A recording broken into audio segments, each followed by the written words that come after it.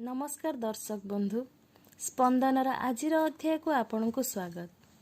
ये जोड़ाविंश शताब्दी आमको बहुत शिक्षा देछि।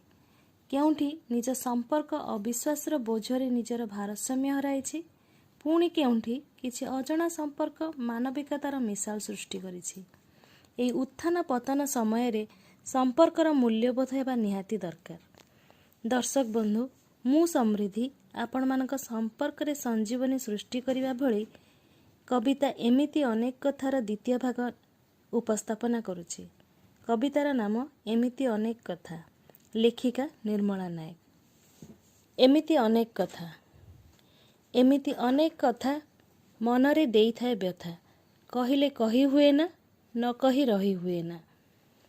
मनीष नियतिर कृतदास आधुनिक परिपाटी रे हजाई दिए निजस्व को, निजर आय और व्ययर आकाशचुंबी आशारे मातुआला पालटी नर राक्षस रूप निये कार्बन नकली पृष्ठारे।